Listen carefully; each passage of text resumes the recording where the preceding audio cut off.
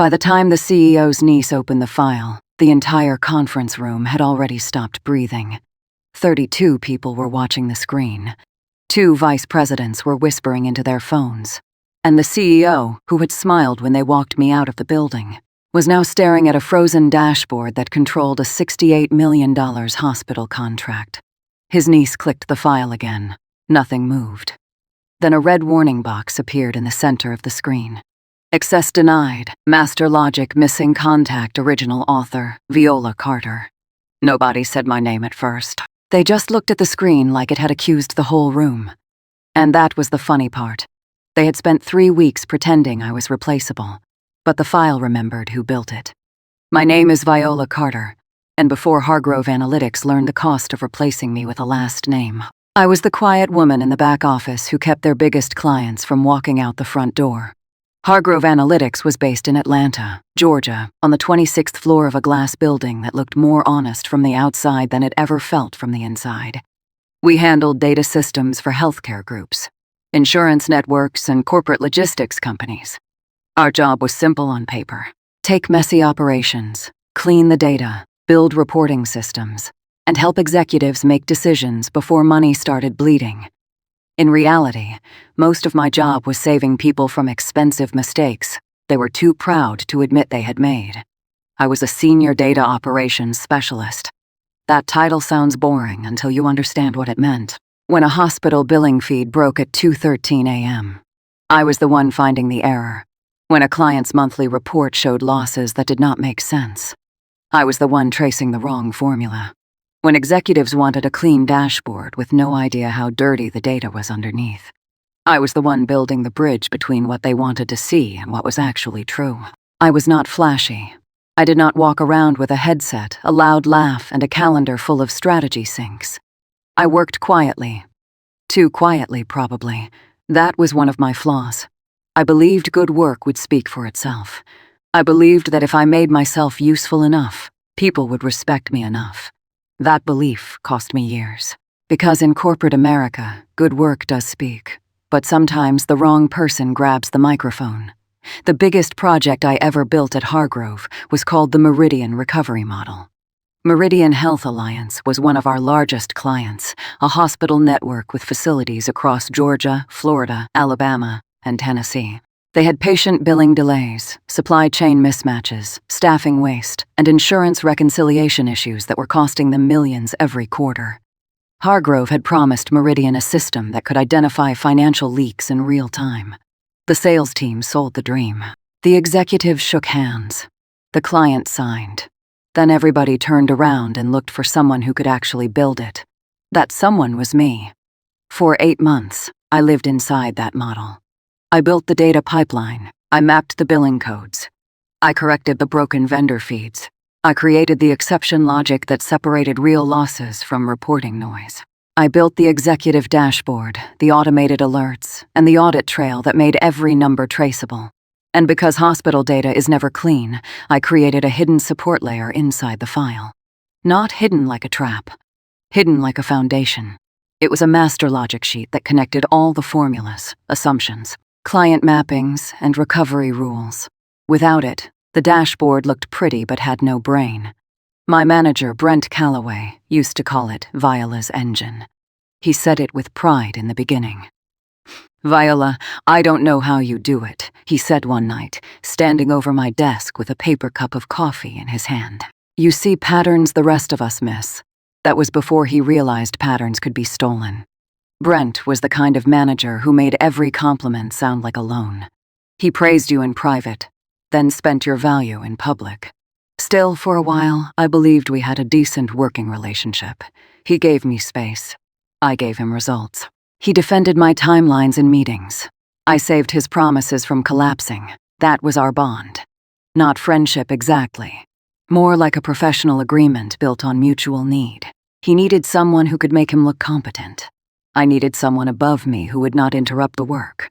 For a while, that was enough. Then the CEO's niece graduated from business school. Her name was Madison Hargrove, 26 years old. Fresh MBA, perfect hair, perfect smile, perfect last name. The kind of person who said data storytelling, like she had invented both words. She arrived at Hargrove Analytics on a Monday morning wearing a cream blazer and confidence she had not yet earned. Her uncle, CEO Warren Hargrove, introduced her during the weekly leadership meeting. Madison will be joining the Meridian team as a strategic operations lead, he said. Nobody had posted the role. Nobody had interviewed for it. Nobody had explained why a project already near delivery suddenly needed a strategic operations lead. But everyone clapped. Corporate clapping is its own language. Sometimes it means congratulations. Sometimes it means we all know this is nonsense, but payroll clears on Friday. Madison smiled and waved like she had just won something. Then her eyes landed on me. "You must be Violet," she said. "Viola," I corrected. "Oh, sorry," she said, not sounding sorry at all. "I've heard you're the spreadsheet person." The room got quiet for half a second. Not long enough for HR to call it disrespect, long enough for me to feel it. Brent laughed softly. "Viola built the Meridian model," he said. Madison tilted her head. "Great. Then she can walk me through it." That was the first warning. Not the insult. The assumption she had not asked to learn from me. She had assumed I was there to transfer my value into her hands. For the next 2 weeks, I tried to be professional. I sent Madison documentation. I walked her through the dashboard. I explained the logic behind the formulas. I showed her how the billing exceptions worked. She nodded through all of it while taking almost no notes. Every few minutes, she would interrupt with a phrase she probably learned in a consulting workshop. "So this is basically a visualization layer." "No," I said. "The visualization is the last part. The important piece is the reconciliation logic behind it." "Right," she said. "But the executives won't care about the back-end complexity." "They will if the numbers are wrong." She smiled. That smile should have warned me. It was not the smile of someone listening. It was the smile of someone waiting for you to finish so they could rename what you built. A few days later, my name disappeared from a Meridian meeting invite. At first, I thought it was a mistake. The meeting was called Meridian Executive Presentation Prep. The attendees were Brent, Madison, Warren Hargrove, 2 vice presidents, and the client success director. Not me. I sent Brent a message. Was I removed from the Meridian prep meeting by accident? He responded 20 minutes later. "Madison is taking lead on client-facing strategy. We'll loop you in if technical questions come up." There it was, the soft corporate shove. Not fired, not demoted. Just moved 2 inches away from your own work and told not to call it a push. That afternoon, Madison came by my desk holding a printed copy of the dashboard. "I need the clean version of the file," she said. "You already have the current version in SharePoint." "No, I mean the clean version without all the extra tabs.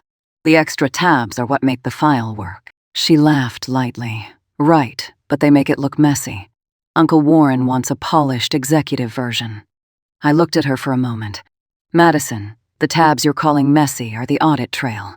If Meridian asks where a number comes from, you'll need them." She leaned closer and lowered her voice. "Viola, I know you're attached to the build. But at a certain level, presentation matters more than process." That sentence told me everything. She thought the paint was more important than the walls. But I still wanted peace. That was my mistake. I told myself she was young. I told myself Brent would correct the narrative. I told myself Warren Hargrove would never risk Meridian just to hand his niece a trophy. I told myself professionalism meant patience. I did not know patience was becoming a cage. Then came the false comfort. Brent called me into his office on a Thursday evening. He closed the door, which managers only do when they want witnesses unavailable. "Viola," he said, "I know the Madison situation has been a little awkward."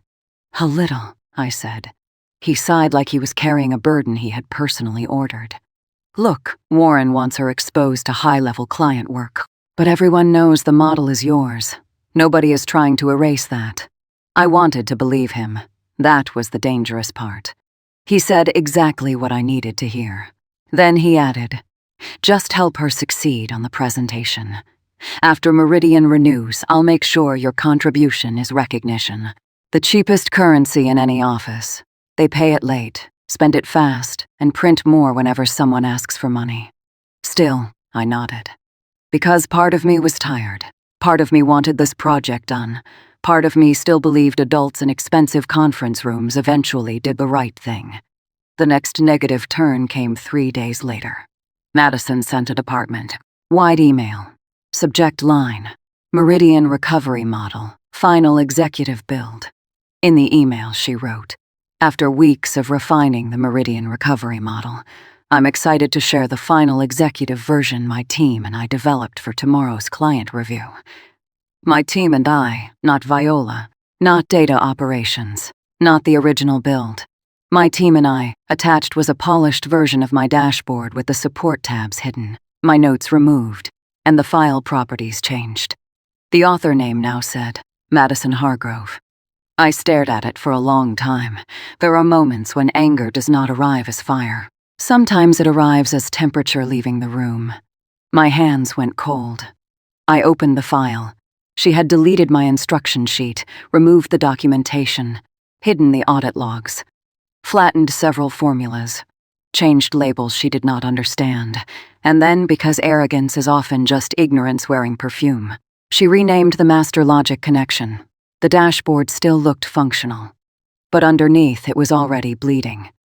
I took screenshots, not because I planned revenge, not yet. I took screenshots because I had learned something from years of being underestimated. When people rewrite history, the first draft becomes evidence.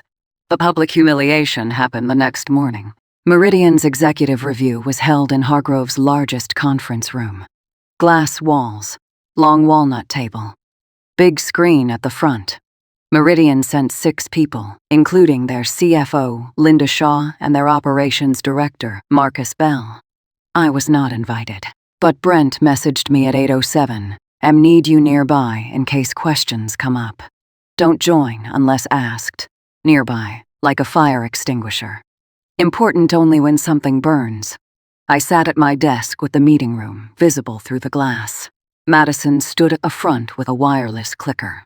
Warren sat proudly near the head of the table. Brent sat beside him, pretending not to look nervous. Through the glass, I watched Madison present my work, my charts, my recovery categories, my alert system, my exception logic. She moved through the slides smoothly because I had built them to be smooth. Then she reached the projected savings number. Based on our model, she said, Meridian can recover approximately $12.4 million in annual leakage across billing, supply chain and staffing misalignment. Linda Shaw leaned forward. That's impressive. Can you walk us through how the model distinguishes actual leakage from timing delays? Madison smiled, then paused. It was a small pause, the kind most people miss. I did not. She clicked to the next slide. Absolutely. So the model uses a proprietary scoring system to categorize risk. Linda frowned slightly. I understand the category. I'm asking how it separates false positives. Madison looked at Brent. Brent looked at the screen. Warren looked at Madison. Sitting outside the room like a ghost at my own funeral, watched the first crack appear. Madison gave an answer made of expensive fog. Words like dynamic filters, predictive assumptions, and client-specific variables. Linda Shaw did not look convinced. Marcus Bell asked, "Can we see the audit trail for one of the flagged revenue cases?" Madison clicked. Nothing happened. She clicked again. The screen blinked. A warning appeared. Source path unavailable. Madison laughed softly. Looks like the live link is being slow. Brent stood up. Viola can probably help with that. There it was, the rescue request, after they removed my name, changed my file, and presented my work as Madison's. They needed me to walk into the room and save the performance. Brent opened the glass door. "Viola," he said loudly enough for everyone to hear, "can you step in for a second? Madison is using your old technical framework. Your old technical framework. Not my model, not my build, not my work. Just old technical framework." I walked into the conference room. Every eye turned toward me. Madison's smile tightened. Brent gestured toward the screen. "Can you fix the source path?" I looked at the warning, then at the file name. "This is not the working model," I said. Madison laughed. "It's the executive version." "No," I said calmly. It's a copied version with removed dependencies. The room shifted. Warren's face hardened. Viola, he said, using the tone executives use when they want obedience to sound like teamwork. This is not the time for technical semantics. I looked at him. It is exactly the time for technical semantics. Meridian is asking whether the numbers can be trusted. Madison's cheeks flushed. With respect, Viola, the presentation has already been streamlined. We don't need every back-end detail. Linda Shaw looked from Madison to me. Who built the original model? Silence. That silence was so thick it should have been billed as a consultant. Brent cleared his throat. It was a collaborative effort. I almost laughed. Collaborative effort is what people call theft when the thief has a title. Madison smiled again, but this time there was a blade in it. Viola handled some of the technical assembly. I led the final executive strategy. Some of the technical assembly. 8 months of my life reduced to office furniture. Warren leaned back. Viola, please fix the link. I could have defended myself. I could have opened every screenshot. I could have told Meridian the truth right there. But the truth was not ready. Not because it was weak, because it had not finished loading. So I said, I can restore the link only from the original file. Madison said, then do that. I don't have access to the original anymore. Brent blinked. What do you mean? My permissions were changed last night. That was not a guess. I had received the automated notification at 11:42 p.m. My access to the Meridian master folder had been downgraded from owner to viewer. The person who approved it was Brent. The person who requested it was Madison. And the person copied on the approval was Warren Hargrove. I had the email, but I did not show it yet. Warren's jaw tightened. Brent, handle this after the meeting. Linda Shaw closed her notebook. With respect, Warren, this meeting is about the model. If the original author doesn't have access and your executive presenter can't explain the audit trail, we may need to pause. There are few sounds more satisfying than a client saying, pause in a room full of people who thought they controlled the clock. The meeting ended early. Madison left without looking at me. Brent told me to come to HR at 3 p.m. That was when the official punishment arrived. The HR director, Elise Monroe, sat across from me with Brent beside her. Elise had a folder in front of her.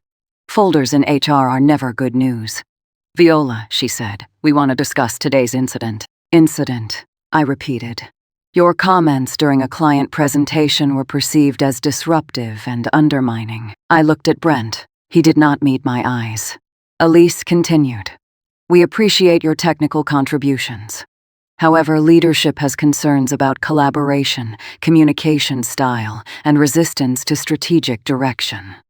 There it was, the villain controlling the narrative. Not stolen work. Not changed access. Not a broken model. My attitude. My communication. My resistance. Brent finally spoke. You're talented, Viola. Nobody is denying that, but today you embarrassed Madison in front of a client. I answered the client's question. You challenged the integrity of the presentation. The presentation challenged itself. Elise inhaled through her nose. At this time, we think it's best to transition you off the Meridian account. I felt something inside me drop, not because I was surprised, because even when you expect betrayal, it still has weight when it lands. Am I being removed from the project I built? I asked. Elise folded her hands. You're being reassigned, Brent added, temporarily. Corporate language is built to hide bruises, reassigned, transitioned, restructured, realigned. They never say buried. I left HR with my face calm and my chest burning. That night I sat in my apartment with my laptop open, and the city lights blinking outside my window. For the first time in months, I did not ask why they were doing this to me. I knew why. Because they thought I needed the company more than the company needed the truth. So I asked a better question. What can I prove? And that question changed everything.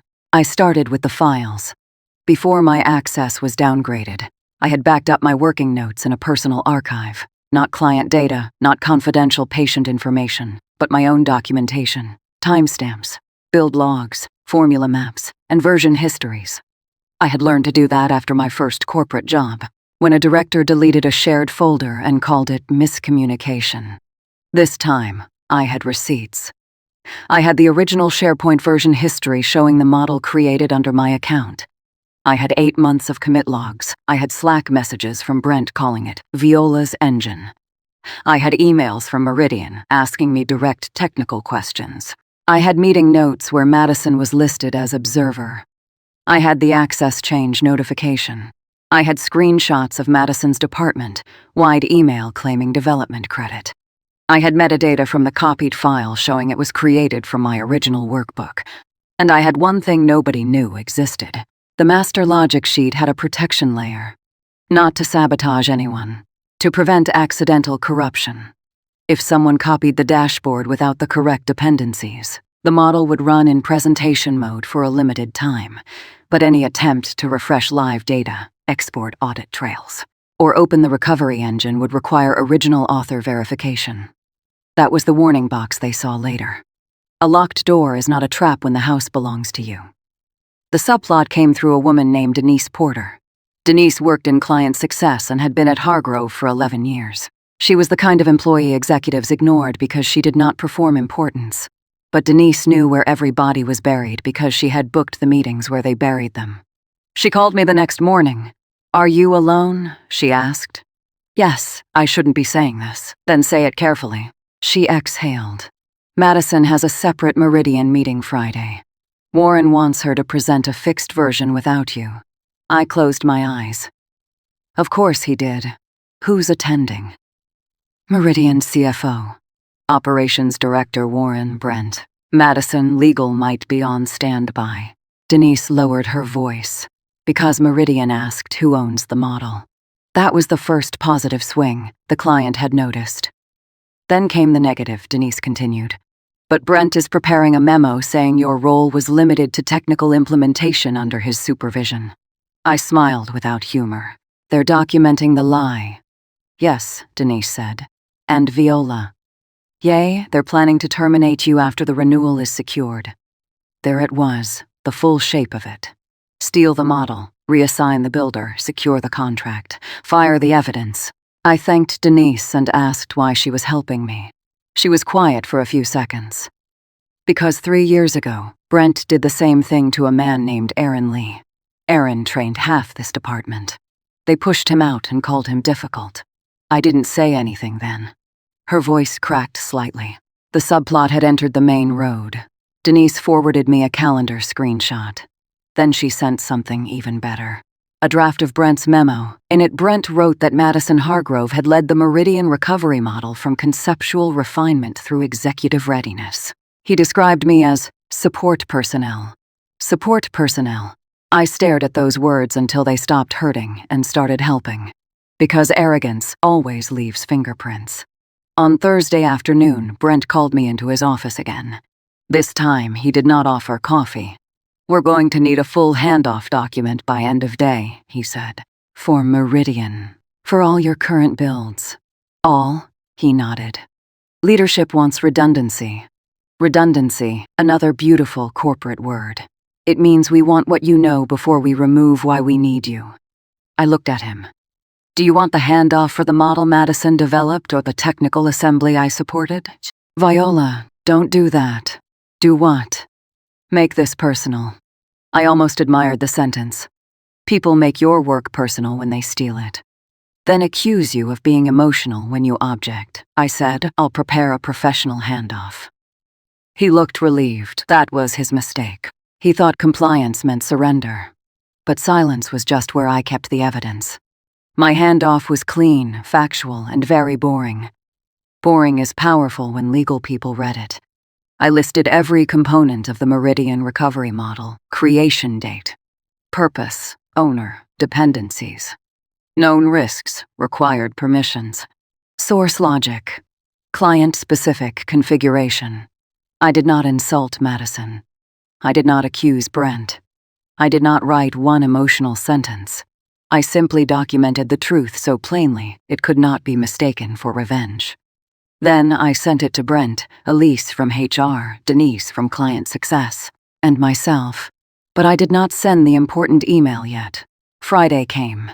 The second Meridian meeting began at 10 a.m. this time. Nobody asked me to sit nearby. They did not want a fire extinguisher in the building. They wanted to convince the room there had never been a fire. At 10:14, Denise messaged me. They opened Madison's version. At 10:19, she wrote. CFO asked for audit trail again. At 10:22, Madison is trying to refresh. At 10:23, oh my God. Then my phone stopped buzzing. I found out later what happened in that room. Madison had opened the polished executive version. At first, the dashboard loaded. The savings estimate displayed. Warren relaxed. Brent smiled. Madison began with confidence. Then Linda Shaw asked the same question she had asked before. Can you open the supporting logic behind the revenue leakage category?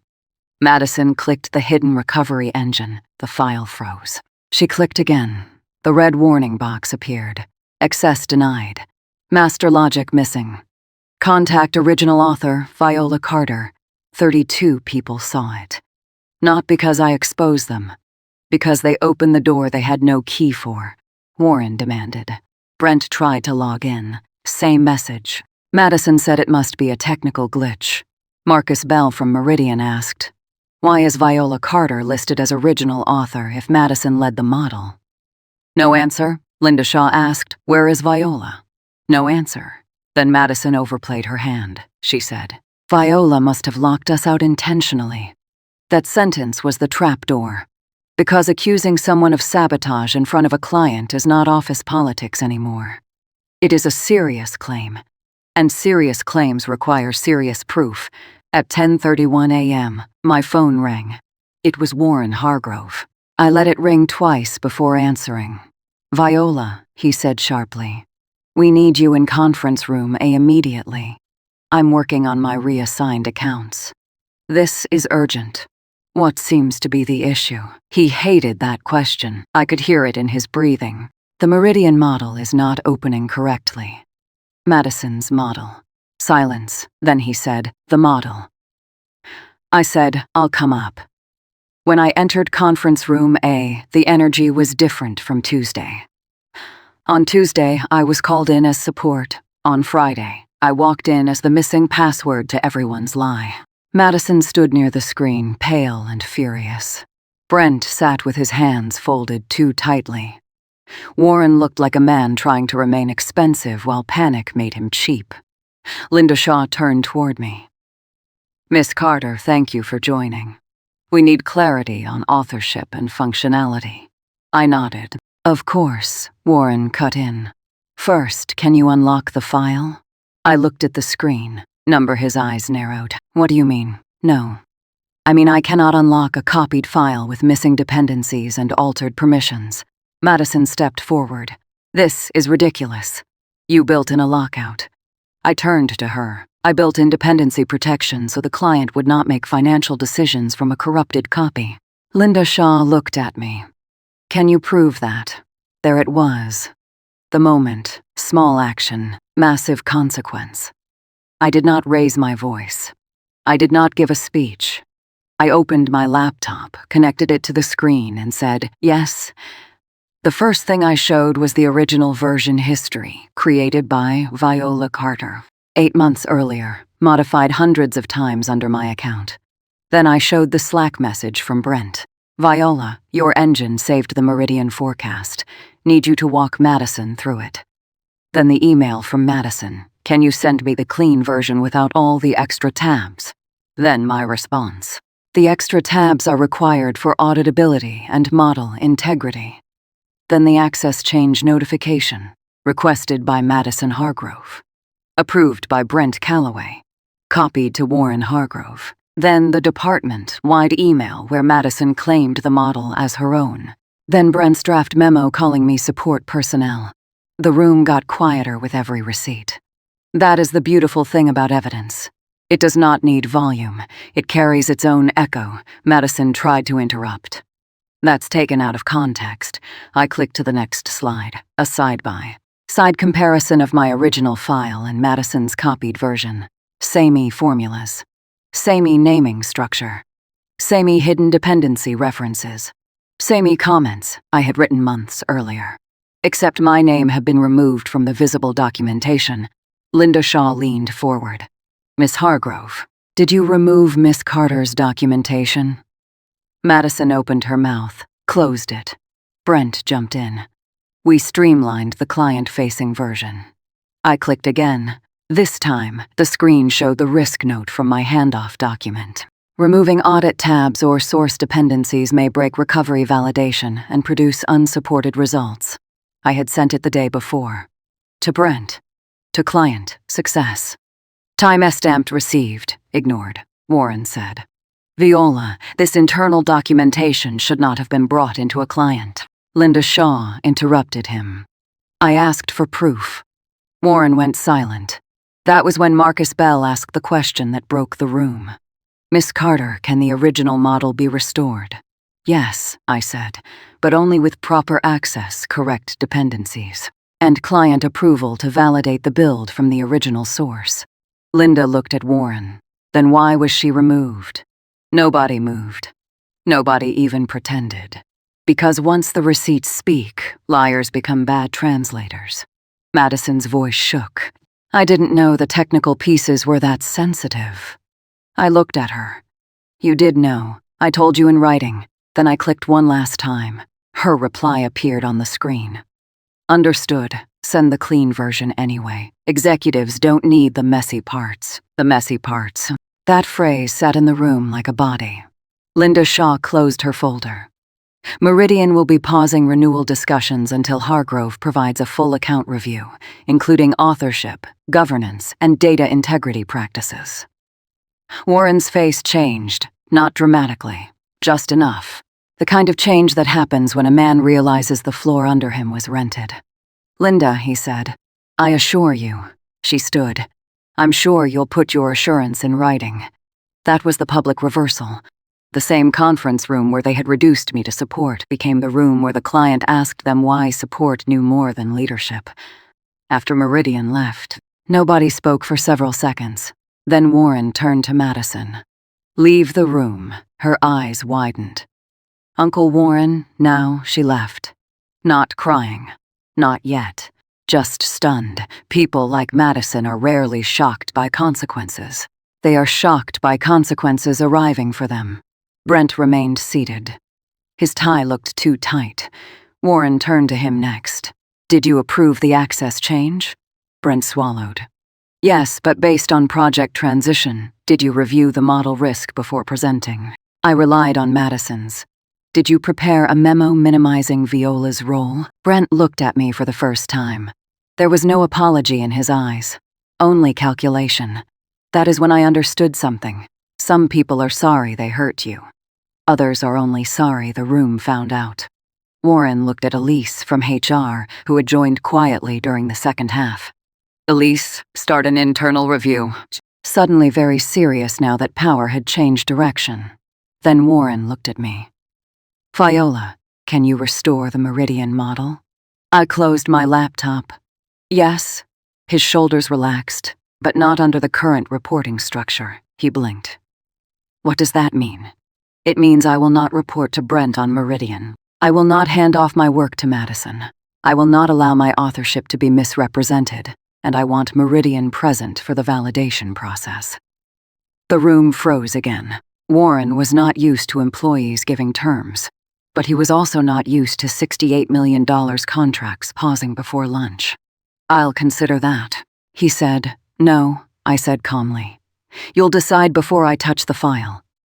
Brent stared at me like I had become someone else. Maybe I had. Not louder, not crueler.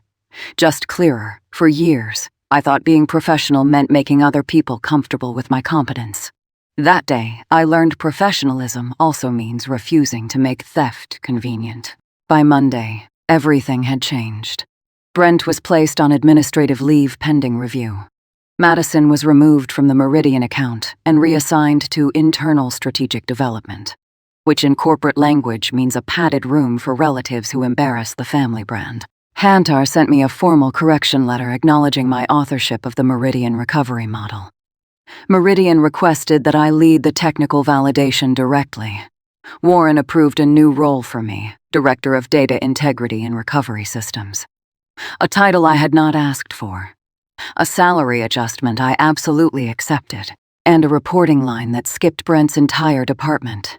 Denise Porter was moved into a senior client governance role after Meridian specifically praised her documentation support. That was my favorite part.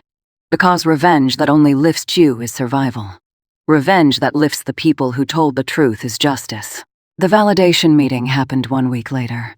This time, my name was on the agenda, not hidden in the notes, not buried in the appendix, on the first slide. Meridian Recovery Model Validation Lead Architect, Viola Carter. I walked Meridian through the original model. The audit trail, the dependency logic, the recovery categories, the false positive filters, the master sheet, the part Madison called messy. Linda Shaw smiled slightly when I reached that section. So the messy parts, she said, are where the truth lives. I nodded. Meridian renewed the contract, not immediately, not blindly, after a full review, because that is what serious people do when money, trust, and data are on the same table. Hargrove kept the account, barely, but the account no longer belonged to Warren's ego. It belonged to governance, to receipts, to proof. Brent resigned 3 weeks later. The official message said he was pursuing new opportunities. That phrase always amazes me. Some people do not pursue new opportunities. They flee old evidence. Madison stayed at the company, but she stopped introducing herself as the lead on anything I built whenever she passed me in the hallway. She looked down at her phone. I never needed her to apologize. An apology would have been small compared to watching her learn the one lesson her last name had delayed. Excess is not the same as ability. A title is not the same as trust. And opening a file does not mean you know what holds it together. Months later, Meridian's CFO sent me a handwritten card. Thank you for protecting the integrity of the work when it would have been easier to stay silent. I kept that card in my desk, not because I needed praise, because it reminded me of the difference between being seen and being used. For a long time, I thought silence made me safe. Then I thought silence made me weak. Now I know better. Silence is a tool. In the wrong hands, it becomes permission. In the right hands, it becomes preparation. They replaced me with the CEO's niece because they thought work was just a file. They thought expertise could be copied. They thought my name was a label they could delete. But the file knew better. The formulas knew better. The timestamps knew better.